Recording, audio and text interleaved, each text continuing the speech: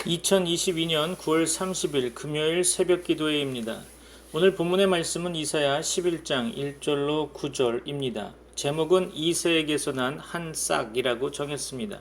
오늘 본문의 말씀을 제가 받들어 봉독하겠습니다. 말씀 속에 하나님의 은혜를 발견하는 여러분 되길 소망합니다. 함께 읽을 본문의 말씀은 이사야 11장 1절로 9절 말씀입니다. 이새의 줄기에서 한 싹이 나며 그 뿌리에서 한 가지가 나서 결실할 것이요 그의 위에 여호와의 영 곧 지혜와 총명의 영이요 모략과 재능의 영이요 지식과 여호와를 경외하는 영이 강림하시리니 그가 여호와를 경외함으로 즐거움을 삼을 것이며 그의 눈에 보이는 대로 심판하지 아니하며 그의 귀에 들리는 대로 판단하지 아니하며 공의로 가난한 자를 심판하며 정직으로 세상의 겸손한 자를 판단할 것이며 그의 입의 막대기로 세상을 치며 그의 입술의 기운으로 악인을 죽일 것이며 공의로 그의 허리띠를 삼으며 성실로 그의 몸의 띠를 삼으리라. 그때의 이리가 어린 양과 함께 살며 표범이 어린 염소와 함께 누우며 송아지와 어린 사자와 살찐 짐승이 함께 있어 어린아이에게 끌리며 암소와 곰이 함께 먹으며 그것들의 새끼가 함께 엎드리며 사자가 소처럼 풀을 먹을 것이며 젖먹는 아이가 독사의 구멍에서 장난하며 젖된 어린아이가 독사의 굴에 손을 넣을 것이라. 내 거룩한 산 모든 곳에서 해됨도 없고 상함도 없을 것이니 이는 우리 바다를 덮음같이 여호와를 아는 지식이 세상에 충만할 것임이니라. 아멘. 오늘 금요일 새벽 공동의 기도 제목을 드립니다. 매일 기도로 하루를 시작하시는 가운데 놀라운 하나님의 은혜를 경험하시기 바랍니다. 예배의 부흥을 위한 기도가 첫 번째 우리의 기도입니다. 두 번째 우리의 기도 제목은 교회 공동체 안에 있는 지체들의 치유와 회복을 위한 기도입니다. 여러분의 기도가 응답되어지길 소망합니다. 이사야를 통해 여러분에게 놀라운 하나님의 은혜와 복이 가득 넘치시기를 축원합니다. 오늘 본문의 말씀을 살펴보면 1절에서 이새의 줄기에서 한 싹이 나며 그 뿌리에서 한 가지가 나서 결실할 것이요. 그렇죠. 이 말씀은 메시아께서 다윗의 자손으로 오실 것을 예언한 것이죠. 메시아를 다윗의 자손이라고 표현하지 않고 다윗의 아버지인 이새의 자손으로 이새의 줄기라고 하는데 이새의 자손이라고 표현한 것은 메시아의 평범한 가문을 암시하는 것 같습니다. 이새는 가난하고 낮은 신분의 사람이었다고 보여집니다. 다윗은 동료들에게 사무엘상 18장에 이렇게 이야기했죠. 왕의 사위 되는 것을 너희는 경한 일로 보느냐? 나는 가난하고 천한 사람이로다 라고 말했죠. 이 예언은 메시아의 인성과 그의 낮아지심을 보여주고 있는 것입니다. 예수님의 모친 마리아는 아기 예수를 출산하고 40일이 지나 결례를 행하는 날에 예루살렘에 올라가 비둘기 한 쌍으로 제사하려 했었죠. 그것은 물질적으로 어려운 형편을 나타내는 것이 아닌가 생각해 봅니다. 출산한 여인은 보통 1년 된 어린 양으로 속죄제를 드렸으나 물질적으로 어려운 자는 비둘기를 드리는 전례가 레위기 12장에 나타나 있죠. 예수 그리스도께서는 종의 모습으로 세상에 오셨고 가난한 집에서 출생해서 어린 시절을 지내셨습니다. 2절 본문에서 여호와의 영 곧 성령께서는 사람으로 탄생하실 메시아 위에 머무르실 것입니다. 성령은 지혜와 총명의 영이시며 모략과 권능의 영이시며 지식과 여호와를 경외하는 영이십니다. 여호와를 경외하는 영이라는 말씀은 여호와를 경외하게 하는 영이라는 뜻일 것입니다. 본절은 메시아의 신성을 예언하는 것이라 보여집니다. 메시아께서는 성령의 충만함이 있을 것입니다. 메시아라는 말은 기름 부음 받은 자라는 뜻이어서 성령의 충만한 기름 부음을 가리킨다고 보여집니다. 골로새서 2장 9절이죠. 그 안에는 신성의 모든 충만이 육체로 거하시고 그렇죠. 이렇게 말씀되고 있죠. 예수님께서 요한에게 세례를 받으실 때 성령께서 비둘기처럼 그 위에 내려오셨다고 마태복음 3장 16절은 이야기하고 있죠. 한번 읽어볼까요? 마태복음 3장 16절입니다. 예수께서 세례를 받으시고 곧 물에서 올라오실새 하늘이 열리고 하나님의 성령이 비둘기같이 내려 자기 위에 임하심을 보시더니 아멘이죠. 그러나 예수님께서는 본래부터 신성을 가진 자로서 사람이 되셨습니다. 이것을 성육신이라고 하는 거죠.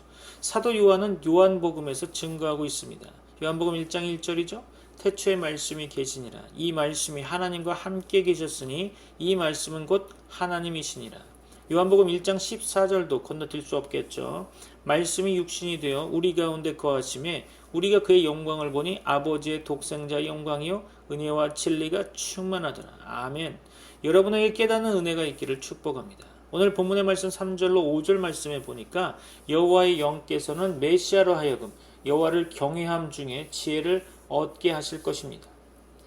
또 메시아께서는 공의의 심판자로 임하실 것입니다. 그는 눈에 보이는 대로 심판하지 않으시고 귀에 들리는 대로 판단하지 않으실 것입니다. 그는 공의로 가난한 자를 심판하시고 정직으로 겸손한 자를 판단하실 것입니다. 그러므로 그의 앞에는 억울한 일이 없을 것입니다. 그러나 악한 자들은 그가 공의로 보응하시는 심판을 두려워해야 할 것입니다. 그것은 그가 그의 입의 막대기로 세상을 치시며 그의 입술의 기운으로 악인들을 죽이실 것이기 때문이죠. 그는 심판자 되십니다. 본문의 말씀 6절로 9절 말씀을 보니까 선지자 이사야는 메시아의 오심과 그의 사역의 결과로 이 땅 위에 평화의 세계, 평안의 세계가 이루어질 것을 예언하며 그 세계를 묘사하고 있죠. 그때 이리가 어린 양과 함께 거하며 표범이 어린 염소와 함께 누울 것이며 송아지와 어린 사자가 어린 아이에게 끌리며 암소와 곰이 함께 먹으며 그 새끼들이 함께 엎드리며 사자가 소처럼 풀을 먹을 것이며 젖 먹는 아이가 독사의 구멍에서 장난하며 젖된 어린아이가 독사의 굴에 손을 넣을 것입니다. 하나님의 거룩한 산 모든 곳에서 해됨도 없고 상함도 없을 것입니다. 물이 바다를 덮음같이 여호와를 아는 지식이 세상에 충만할 것입니다. 메시아의 오심으로 이루어질 새 세계의 특징은 한마디로 요약해서 말하면 평안이라 할 수 있을 것입니다. 거기에는 악한 짐승들이 없을 것입니다. 모든 짐승들은 성질이 온순해질 것이죠. 그러므로 그때는 세상의 상함과 해됨도 더 이상 없겠죠. 그것은 세상에 하나님의 지식과 경외함이 충만할 것이기 때문입니다. 이사야 65장에도 비슷한 내용이 나오죠. 이사야 65장 20절이죠. 거기는 날수가 많지 못하여 죽는 어린이와 소환이 차지 못한 노인이 다시는 없을 것이라. 곧 100세에 죽는 자를 젊은이라 하겠고 100세가 못되어 죽는 자는 저주받은 자이리라. 아멘이시죠? 이사야 65장 25절도 볼까요? 이리와 어린 양이 함께 먹을 것이며 사자가 소처럼 짚을 먹을 것이며 뱀은 흙을 양식으로 삼을 것이니 나의 성산에서는 해함도 없겠고 상함도 없으리라.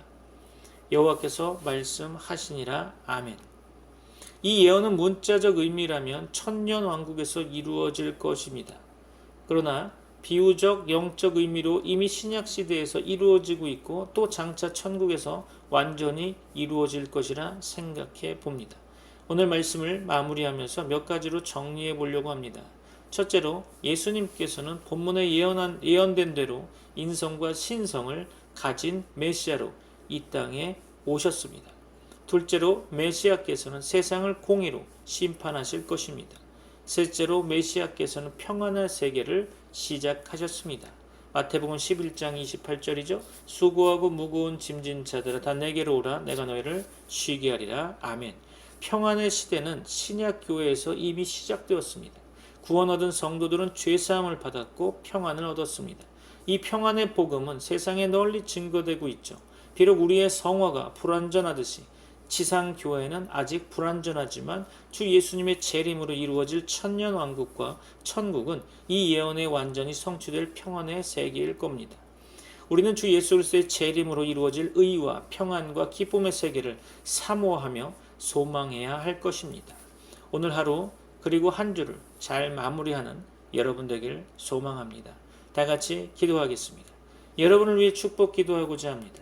민수기 6장에 근거한 아론의 축복 기도를 현대어로 각색해서 축복 기도하고자 합니다. 기도합시다. 하나님께서 여러분에게 복을 주시고 여러분을 모든 환난 가운데서 지키시기를 원하며 또한 하나님께서 여러분에게 자비와 은혜 베푸시기를 원하며 아울러 하나님께서 인자하게 여러분을 바라보시며 여러분에게 평안 주시기를 원합니다. 아멘. The Lord bless you and keep you. The Lord make his face shine on you and be gracious to you.